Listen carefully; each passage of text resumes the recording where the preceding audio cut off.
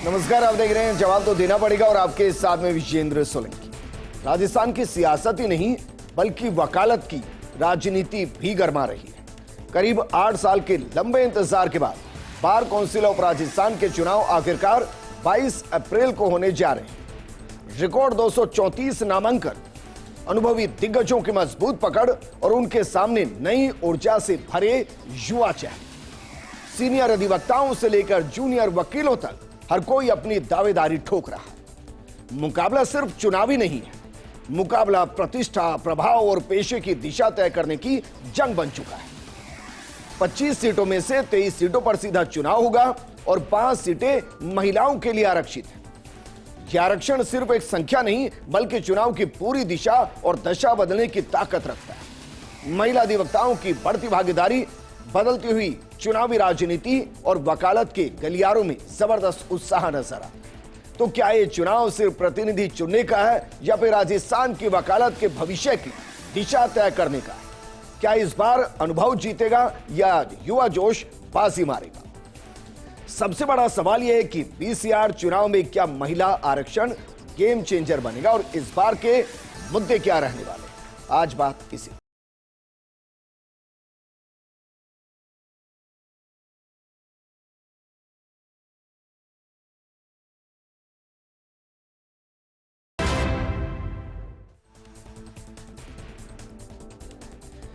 इस पर बात करने के लिए हमारे साथ मौजूद हैं त्रिलोक पिलानिया जी, प्रत्याशी हैं बार काउंसिल ऑफ राजस्थान के लिए।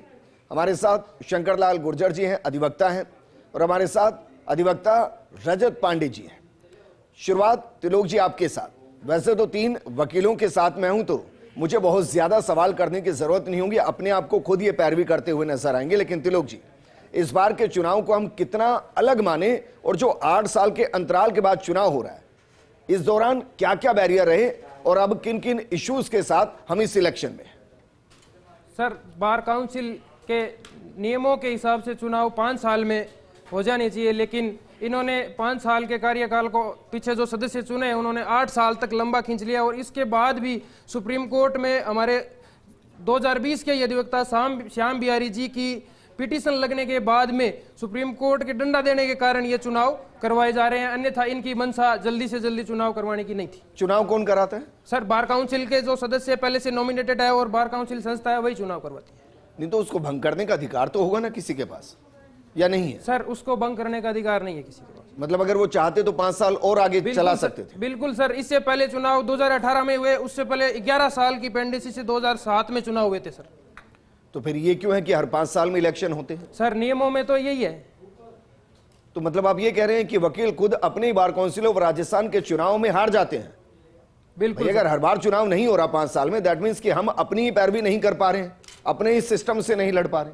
सर, सिस्टम में जो पिछले 50-60 साल से जो सदस्य और चुन के जो मेंबर्स आ रहे हैं वो ये नहीं चाहते कि व्यवस्था में बदलाव हो और जल्दी चुनाव हो और हम सदस्य पद से हट जाए। चलिए बताइए, क्या इस बार आपको लगता है कि अगर कोई बार काउंसिल का चेयरमैन चुना जाएगा तो वो इसको संशोधित करेगा और कहेगा कि हर हाल में 5 साल के अंदर चुनाव होंगे, इसको एक्सटेंड नहीं किया जा सकता? सर, इसमें 234 कैंडिडेट्स में से 212 कैंडिडेट्स ऐसे हैं जो 10 साल से ज्यादा की प्रैक्टिस के हैं, लेकिन अनुभवी है। जी, अनुभवी है। उसके बाद में जो 22 कैंडिडेट्स ऐसे हैं जो युवा अधिवक्ता, जिसमें 2025 के नॉमिनेशन के भी कैंडिडेट्स हैं, जैसे माया मेघवाल 234 नंबर क्रमांक की है, वो 200 ये अपने 2025 के नॉमिनेशन में है वो।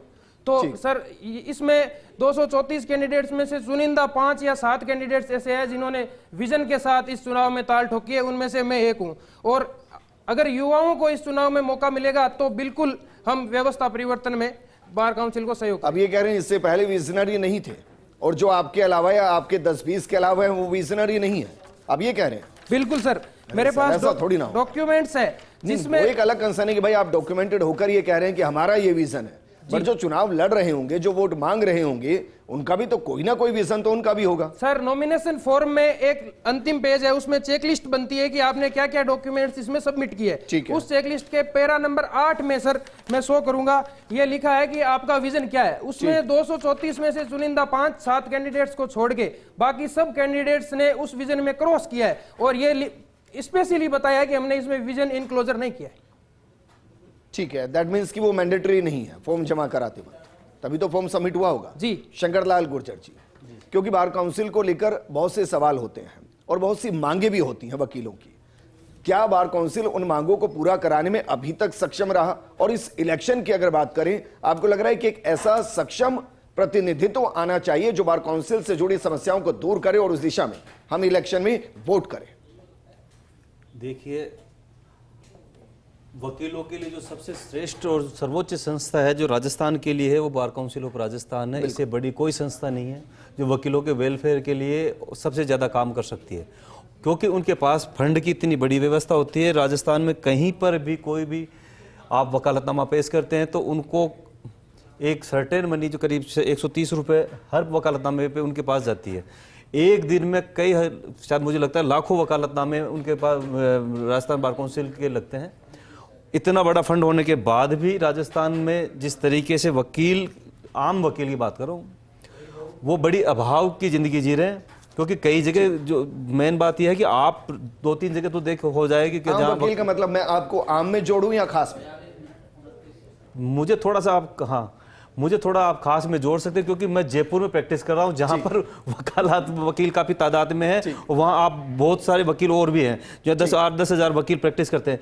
लेकिन राजस्थान में ऐसी बार, बहुत छोटी छोटी बार है जहां पर एक 100-150 वकील हैं। वहां उन वकीलों की दशा इतनी खराब है कि कह भी नहीं सकता यहाँ, क्योंकि कई चीजें अगर आप, मैं कह तो इसलिए नहीं कह सकता कि उस मर्यादाओं का हनन होगा।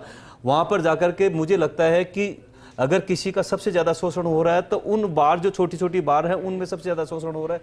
जहां तक मैं बिल्कुल सही हूं तो राजस्थान में सिर्फ 2-3 जगह आप छोड़ करके बाकी अधिवक्ता जिनको इंसाफ दिलाना है वो नाइंसाफी का शिकार हो रहे हैं।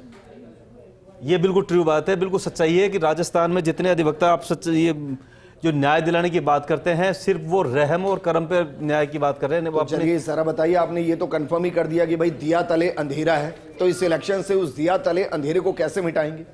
इसका जहां तक मुझे ध्यान है, जितने नए अधिवक्ता हैं उनको बार काउंसिल को अच्छे अच्छे ट्रेनर्स लगा करके, उन जो नए अधिवक्ता हैं उन अधिवक्ताओं को ट्रेनिंग दे करके, उनको वेलफेयर करके, क्योंकि आज सबसे ज़्यादा जो स्ट्रगल का पैसा है वो वकालत है।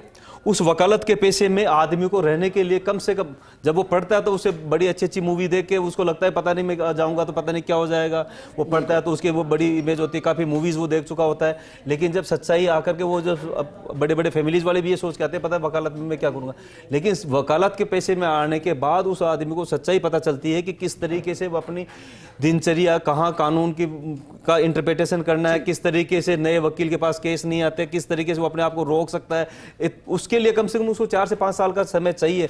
और 4 से 5 साल के दौरान उसको एक, जैसे छोटा पौधा होता है, उस छोटे पौधे को संरक्षण के लिए ट्री गार्ड की जरूरत है। तो ऐसे बार काउंसिल उस अधिवक्ता के लिए ट्री गार्ड जब तक नहीं बनेगी, ऐसे उसका संरक्षण नहीं हो सकता। जनरल बात हो गई ना भाई। हाँ। ट्री गार्ड कैसे बने? मतलब ट्री गार्ड का मतलब ये होता है आप उनको, नहीं, लोग कह रहे हैं कि भाई हमारा विजन डॉक्यूमेंट इंटरप्ट करना सर मैं छोटी बात कह दूं, आप उनको 5 साल तक भाई उनको एक सर्टेन मनी दें जिससे कि वो अपना खर्चा निकाल सके, अब पढ़ लिख सके। और जो दूसरी बात, बार काउंसिल को जो बार्स हैं उनके अंदर वेलफेयर, इनकी लाइब्रेरी की व्यवस्था करनी चाहिए, जिससे कि क्योंकि आम अधिवक्ता किताबें नहीं खरीद सकता है, बहुत महंगी किताबें कॉस्टली होती है। वहां पर उन वकीलों को पढ़ने की व्यवस्था हो और ई लाइब्रेरीज भी हो उनके लिए। तो लोग बोलिए क्या है, क्योंकि यहाँ तो हम देखिए डिस्कस कर रहे हैं, कोई ऐसा नहीं कि ज़िरह हो रही है, ओवररूल करने की जरूरत है। बोलिए सर। मेरे विजन में शंकर जी ने जो बताया, आप मेरे आदरणीय मतदाता है, इनका विजन जो बताया ये भी मेरे विजन का प्रमुख पॉइंट है कि युवा अधिवक्ता जो इस क्षेत्र में आ रहे हैं उनके लिए स्टार्टिंग के 5 से 10 ईयर से ज्यादा स्ट्रगल भरा कोई भी काम है नहीं। तो उनको मेंटरशिप के लिए, जागरूकता करने के लिए उनकी अलग से कोई ऐसी संस्था जैसे बार काउंसिल में ऐसी कोई नियमावली बनाए। और उसके अलावा जब तक वो स्थायी रूप से अपने पैरों पर खड़े नहीं हो जाए तब तक उनकी सहायता के लिए स्थायी पेड संबंधित नहीं, किसके लिए? जो बार काउंसिल ऑफ राजस्थान में रजिस्टर्ड है उसके लिए? जी, बार काउंसिल ऑफ राजस्थान में रजिस्टर्ड वो अधिवक्ता जो रिसेंटली बार काउंसिल को ज्वाइन किया और नए वकील बने, जो युवा वकील है, उनके लिए स्ट्रगल भरा काम है और उस स्ट्रगल को कम करने का काम हम करेंगे। ठीक है रजत पांडे जी, क्योंकि 25 में से 5 महिला अधिवक्ता भी चुनकर आएंगी। अब इसको मैं आरक्षण की नजर से देखूं कि भाई 20% आरक्षण हम एस्टेब्लिश कर रहे हैं, या बस ये आंकड़ा है कि चलिए 5 को ले लेते हैं? जी सर, आरक्षण तो बात ऐसी है ना कि हर जगह पे लागू होता ही है, वो हमारे संविधान में ही लिखा हुआ है। तो वो बीसीआर पे भी लागू होता है वैसे का वैसे ही, एज इट इज। तो सर इसमें तो मैं थोड़ा सा, ये पिलानिया जी हमारे सामने है, तो इनसे मैं कुछ पूछना चाहूंगा कि विजन तो सर बहुत सारे होते हैं, सब लगाते हैं विजन तो, पर इनके पास ऐसा क्या स्पेशल है विजन में जो करके ये दिखाएंगे, मैं इनसे जानना चाहूंगा। मैं जवाब देना चाहूंगा, 234 कैंडिडेट्स में से 5 या 7 ने ही विजन लगाया, तो सब लगाते हैं ये बात तो कहीं कैरी नहीं कर रही है सर। उसके बाद में मेरे विजन में सर, मैंने जैसे चुनिंदा 5-7 अधिवक्ता है जिन्होंने विजन लगाया है, उनमें यह है कि मैं नामांकन शुल्क बार काउंसिल का सबसे बड़ा फंड है और उसी से सारा फंड एकत्रित होता है, तो उसमें नामांकन में ओबीसी और जनरल कैटेगरी के लिए 750 रुपए तय है और SC ST और उसके लिए 125 रुपए तय है। तो मेरा विजन ये है कि इनके अलावा कोई भी पैसा वकीलों का बार काउंसिल में रजिस्टर्ड होने के लिए नहीं लगे, और अगर भविष्य में कोई भी इस प्रकार की नियमावली बनाई जाएगी इस संबंध में कि इनका नामांकन शुल्क बढ़ाया जाए, तो इसका कानूनी तरीके से हम विरोध करेंगे। पहले तो ये बताइए, आपने जो कहा कि भाई 200 से ज्यादा ने विजन ही नहीं सबमिट किया है, तो ये डाटा कहां से मिला? सर मैंने नॉमिनेशन के ड्यूरिंग द नॉमिनेशन में जोधपुर रहा हूं, तो मैंने डाटा ये कलेक्ट किया है। जैसे प्रत्येक नॉमिनेशन फॉर्म सबमिट होने से पहले जिस टेबल पे चेक होता है उसमें मैंने निगरानी की है सर, और अगर किसी का है तो वो बताइए कि मेरा ये विजन है। और ऐसा कर सकते हैं? बिल्कुल सर, कर सकते हैं। मतलब आप पहले से जान रहे हैं कि भाई नॉमिनेशन में कौन क्या कर रहा है? जी, nomination form sir general checking में सब देखते हैं कि किसने विजन लगाया किसने नहीं लगाया, और मेरे नॉमिनेशन फॉर्म में जो इंटरसेप्टर जो चेक करने वाले जो रहते हैं उन्होंने खुद ने राइट मार्क देख के और उन्होंने खुद ने अचंभा किया कि अच्छा आपने विजन भी लगाया। ठीक है, कितने पॉइंट्स है उस पर मैं एक बार आऊंगा, आप काउंट कीजिए एक बार। लेकिन रजत पांडे जी, भाई जो अधिवक्ता हैं जो बार काउंसिल ऑफ राजस्थान के हिस्सा हैं, उनकी 2 चीजें हैं, एक तो जो लड़ रहा है चुनाव उसका विजन है, और एक वो वोटर अधिवक्ता जो रीजन के साथ वोट कर रहा है। तो जो अधिवक्ता वोट करने जाएगा उसकी भी तो अपनी डिजायर और डिमांड्स होंगी ना, कि भाई मुझे इसको तब डालना है वोट जब मुझे ये कंफर्मेशन देगा। ऐसे 4-5 पॉइंट्स बताइए जो इस वक्त की सबसे ज्यादा जरूरत है और बार काउंसिल ऑफ राजस्थान को उन्हें जल्द से जल्द एग्जीक्यूट करना चाहिए। Sir bar council of Rajasthan की एक बात बताऊं मैं, कोई भी कॉपी अगर डॉक्यूमेंट हम लेते हैं तो उसमें क्या होता है कि अगर सुप्रीम कोर्ट से भी कोई डॉक्यूमेंट की नकल लेते हैं तो 2 रुपए प्रति कॉपी मिलता है सर, जबकि बीसीआर में हमें डॉक्यूमेंट लेने के लिए 100 रुपए पर पेज लगते हैं सर। तो ये चीज अगर ये हमारे जो पिलानिया जी आए हुए हैं, ये अगर हमें, ठीक है, एक पॉइंट हो गया कि भाई इसको आप मिनिमाइज कीजिए, इस प्राइस को आप मिनिमम कीजिए। दूसरा बताइए। दूसरा सर ये है कि बीसीआर में बहुत सारी चीजें होती है सर जो हम अधिवक्ता हैं, हमें भी हमारे भी सामने आनी चाहिए। हम इलेक्ट करके सर 23 जनों को अगर वहां पे लेके आते हैं, ठीक है, तो हमारे सामने वो जो भी आय व्यय का खर्चा है वो सर सार्वजनिक करना चाहिए उनको। ठीक है, अगर वो सार्वजनिक नहीं करेंगे तो हमें पता कैसे चलेगा कि वो हमारे लिए कर क्या रहे हैं? नहीं, खर्चा कौन सा? इलेक्शन लड़ने का खर्चा है, बार काउंसिल ऑफ राजस्थान का खर्चा? सर जब मैंने रजिस्ट्रेशन करवाया था तो मैंने सर अपने रजिस्ट्रेशन के लिए 16,300 रुपए sir bar council of Rajasthan में जमा करवाए हैं। ठीक है, तो सर ये खर्चा अगर वहां पे जमा होता है तो उसके सर आय व्यय का ब्यौरा हमें भी पता चले, क्योंकि हमारा ही तो पैसा है। सालाना ऑडिट रिपोर्ट सामने आनी चाहिए, पब्लिक डोमेन में नहीं तो अधिवक्ता के डोमेन में आनी चाहिए। जी सर। दूसरा पॉइंट हो गया, और बताइए। सर विजन में ऐसी बातें हैं कि ये जो कार्यकाल होता है इनका, उसमें नैतिकता नहीं होती है। 5 साल का कार्यकाल करके कोई भी अधिवक्ता वहां से हम चूज करते हैं, वो 5 साल के लिए वहां पे रहता है। लेकिन सर जब चुनाव नहीं होते हैं तो उसमें उन्हें 5 साल में इस्तीफा तो देना ही चाहिए कि 5 साल का कार्यकाल है, हम स्वेच्छा से इस्तीफा दे दें। तो ऐसा सर कोई करता ही नहीं है, ये भी होना चाहिए। जी सर। अब वो तो मैं बोल ही चुका हूं, लेकिन त्रिलोक जी 3 बातें हैं, 3 डिमांड्स हैं। आपके विजन में है क्या? जी सर, मेरे विजन में जैसे मैंने बताया कि पहला मेरा विजन ये था कि नामांकन शुल्क में न्याय संगतता होनी चाहिए, उसके अलावा किसी भी प्रकार का कोई शुल्क एक्स्ट्रा नहीं होना चाहिए। उसके बाद में सर दूसरे विजन में मेरा विजन ये है कि जैसे सर ने बताया कि ये प्रमाणित प्रतियां प्राप्त करने के पैसे ज्यादा लगते हैं। ज्यादा नहीं, 100 रुपए लगते हैं एक प्रति के। जी 100 रुपए लगते हैं, सुप्रीम कोर्ट से 2 रुपए लगते हैं। जी, डॉक्यूमेंट्स को अन्य डॉक्यूमेंट्स भी अगर अपन सर्टिफाइड कॉपी लेते हैं तो उसके 100 रुपए लगते हैं। तो मेरे विजन में सर ये है कि ये जो दर है इसको 30 दिन के भीतर कम करके और 2 रुपए एजीटी जैसे ऑल ओवर इंडिया में कोर्ट्स में जो रेट्स है प्रमाणित प्रति प्राप्त करने की वो यहाँ लगेगी। और उसके बाद में और उससे जो रेवेन्यू लॉस होगा उसका क्या करेंगे फिर? सर रेवेन्यू लॉस पहले भी ऐसे बहुत सारे वादे हुए हैं, एक भी पूरे नहीं हुए, आपकी क्या गारंटी होगी? मैं इसीलिए कह रहा हूं भाई, अगर आप सोचिए 100 रुपए प्रति से आप 2 रुपए प्रति कर देंगे तो जाहिर सी बात है ना बार काउंसिल ऑफ राजस्थान का एक बड़ा रेवेन्यू लॉस होगा, उसकी भरपाई कहां से करेंगे? बार फिर तो काउंसिल- आपका स्ट्रक्चर ही बिगड़ जाएगा। बार काउंसिल में सर वैसे भी फंड की कमी नहीं है, इतना फंड कितना है? गवर्नमेंट्स और एडवोकेट से इतना फंड आता है। अभी रिजर्व फंड कितना है? रिजर्व फंड के अभी मुझे जहां तक मुझे नॉलेज है, राजस्थान बार काउंसिल में कोई भी उन्होंने घोषणा नहीं की है उनके पास कितना रिजर्व फंड है। आज हमारी लेकिन दी इसमें बार में दिक्कत क्या है? देखिए, एक छोटी सी निवेदन रजत पांडे जी जो कह रहे हैं कि भाई सब अपना सबमिशन चाह रहे हैं कि भाई उन्होंने जो रजिस्ट्रेशन फीस दी या एक संस्था है, अगर वो अपने मैं उस संस्था संस्था के के तरीके वेलफेयर से की बात बताए कर कि रहा भाई आय व्यय ये है और ये हमारा इस साल का रिमेनिंग फंड है, तो इसमें तो कोई प्रॉब्लम नहीं होनी चाहिए, या होती है? जी सर, आज तक नहीं हुई तो हो ही रही होगी, इसीलिए नहीं करते हैं। शंकर जी जी, मैं एक छोटी सी बात इस बारे में कह दूं, जो बार काउंसिल के जो टिकट लगते हैं उसमें एक छोटी सी हमारी जो बार है, जो दी बार एसोसिएशन जयपुर, उसमें करीब 30-35 रुपए का टिकट है। और साल में अब जो अभी 1-2 साल पहले जो कार्यकाल था उस दौरान उन्होंने सारे के सारे टिकट्स ऑनलाइन कर दिए। तो जब उन्होंने लास्ट में करते करीब 1.5 करोड़ के आस 1.25 करोड़ 1.5 करोड़ के आसपास का फंड इकट्ठा कर लिया। उससे पहले 20-30 साल में कभी कोई फंड इकट्ठा नहीं हुआ। तो मेरा ये निवेदन है कि एक छोटा सा आपके सामने एक एग्जाम्पल आ गया कि एक छोटी सी बार जो जयपुर की दी बार एसोसिएशन है उसके पास करोड़ों रुपए का फंड आ गया। उसके बाद दूसरा कार्यकाल है, उसने भी वो सारा का सारा जो टिकट का जो वो था कि नहीं, सब टिकट्स को ऑनलाइन उन्होंने रिकॉर्ड रखा है। कई को नगद ट्रांजैक्शन नहीं करते, तो वहां करोड़ 2 करोड़ का 2-2.5 करोड़ का पूरा फंड इकट्ठा हो गया। प्रॉब्लम अब मैं मेरी बात सुनो, अब आप राजस्थान में निवेदन है कि अगर एक बार इतना कर सकती है तो वो राजस्थान की बार जिसमें जिसका 130 रुपए है और 135 रुपए इकट्ठे करते वो करीब 2.5 करोड़ रुपए का तो 2 साल में इकट्ठा कर लिया फंड। आप राजस्थान बार एसोसिएशन जिसका 130 रुपए का वो टिकट है और पूरे राजस्थान में उसका टिकट हर कोर्ट में उसका टिकट लागू होता नहीं, बाकी तो अलग अलग बार में अलग अलग टिकट होते हैं। उसका कितना बड़ा फंड है आज, इतना फंड मुझे लगता है कि अगर इसकी ऑडिट करवाई जाए तो कम से कम कई हजार करोड़ का ये फंड होगा। नहीं, मेरा कंसर्न ये नहीं है सर, मेरा कंसर्न ये है, आप सुनिए ना प्लीज, आप जो कह रहे हैं, मैं ये कह रहा हूं भाई, मैं छोटी सी बात आपकी बात कर रहा हूं, नहीं मैं दूसरी बात कर रहा हूं। शंकर जी सवाल ये कर रहा हूं, इशू किस बात से है कि भाई एक बड़ा फंड होना, नहीं एक संस्था के पास या उस फंड का इस्तेमाल नहीं होना और उसमें पारदर्शिता नहीं होना, दिक्कत नहीं, मैं उसकी बात नहीं कर रहा। आपने ये कहा है कि जो आरटीआई के 2 रुपए आप कर दोगे तो वो कैसे, उसमें क्या फर्क पड़ता है? अगर किसी आदमी को किसी दस्तावेज की जरूरत है तो आप उसके कॉन्स्टिट्यूशनल राइट है, आप अपने पता नहीं किस वे में उसको चाहिए, आप उसको कम से कम पारदर्शी तो रहना चाहिए ना। कोई इतनी बड़ी संस्था है तो आपको बिना पारदर्शी के आप कैसे रखोगे? नहीं, किसी आदमी पास मैं ये कह रहा हूं भाई, अगर 100 रुपए से 2 रुपए कर देंगे तो फिर 2 चीजें हैं, जो फंड जो कम होगा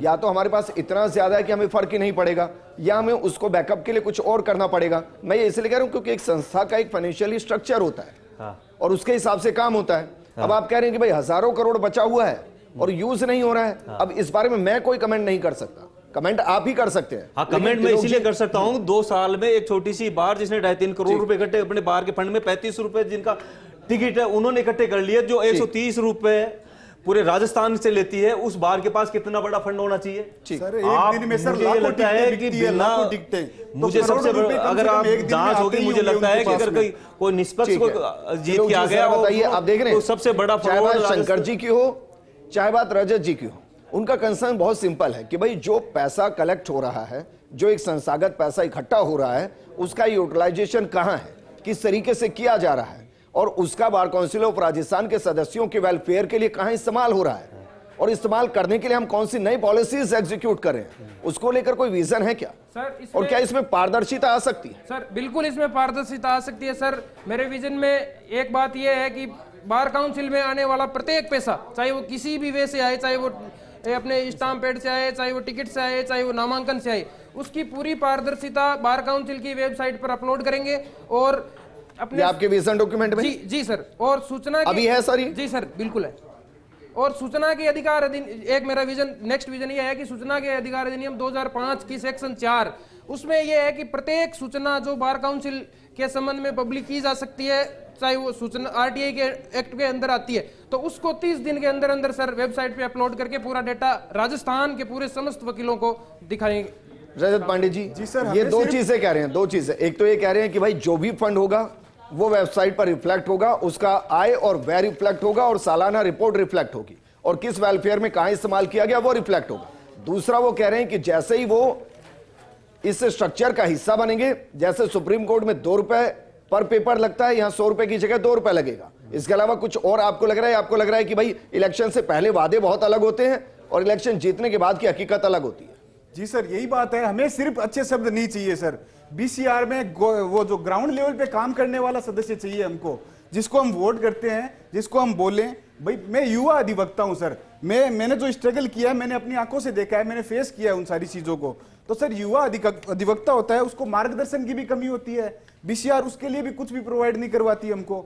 मार्गदर्शन के साथ में सर हमें कुछ पैसों की तो जरूरत होती होगी कि भाई हमारा कुछ खर्चा चल सके, हमें जाना है, तो सर इसके लिए स्टैम्पेड भी तो जरूरी है ना। बीसीआर को ये व्यवस्था भी करनी चाहिए। सदस्य सर आज तक किसी ने आवाज उठाई ही नहीं, तो हमारे लिए कौन काम करेगा सर? अच्छा आप मुझे बताइए, पहले तो बताइए आप आम वकील में आते हैं, खास वकील में आते हैं? अभी जी सर, अगर आप जो मानेंगे उसमें आ जाऊंगा सर। मैं तो आप बताएंगे वो तो सर आम व्यक्ति होता है। आपके स्ट्रगल का फेज खत्म हो गया है, अभी चल रहा है? जी चल रहा है सर। मतलब स्टाइपेंड की जरूरत है? जी सर बिल्कुल जरूरत है। महीने के कितने चाहिए आपको, क्या लगता है? और इसको जनरल मत कहिएगा, इसको जेनरिक करके कहिएगा, क्योंकि आपको पता होगा इतने स्ट्रगल करने वाले लाखों होंगे।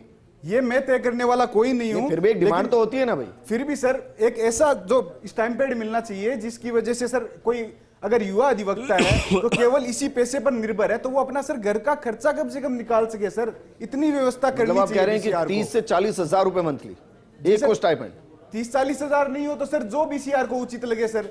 23 सदस्य हम मनाएंगे, वो कुछ तो डिसाइड करे सर। ये लोग आपने कहा, मुझे नहीं पता कि आपके विजन डॉक्यूमेंट में है नहीं, लेकिन आपने कहा था कि हम इसको लेकर कुछ बात करेंगे। तो जरा बताइए कितना कर सकते हैं सर? आज कुछ तो सोचा होगा। बार काउंसिल के गठन से लेकर आज तक जितने भी सदस्य चुने गए हैं, उन्होंने केवल चुनावों से पहले यही वादे किए हैं कि हम युवा अधिवक्ताओं के लिए ये करेंगे, इसके लिए प्रयास करेंगे, और चुनाव जीतने के बाद वो अपनी अपनी कुर्सी पर बैठ के फ्री हो गए। किसी ने ना तो कोई स्टाइपेड के संबंध में कोई समस्या उठाई, ना किसी ने स्टाइपेड लागू किया। जबकि सर युवा एडवोकेट्स के लिए ये मच नीडेड चीज है कि स्टाइपेड लागू किया जाए। मेरे विजन में है कि युवा अधिवक्ताओं की सहायता के लिए स्टाइपेड कितना सर बार काउंसिल में जो भी एक नॉमिनल जितना खर्चा एक आम वकील के लिए, जैसे भाई कैसे तय करेंगे? उनके मोटरसाइकिल का खर्चा है, उनका रेंट का खर्चा है, उनके खाने का खर्चा है, उनके बाकी खर्चे हैं, इसको कैसे कैलकुलेट करेंगे? अगर मानो 1500-2000 रुपए कर देंगे मासिक, क्या काम चलेगा? इसके लिए तो सर सारे सदस्य इलेक्ट होके आएंगे, जो उनके साथ में मिल बैठ मतलब आप ये कह रहे हैं कि आपके विजन डॉक्यूमेंट में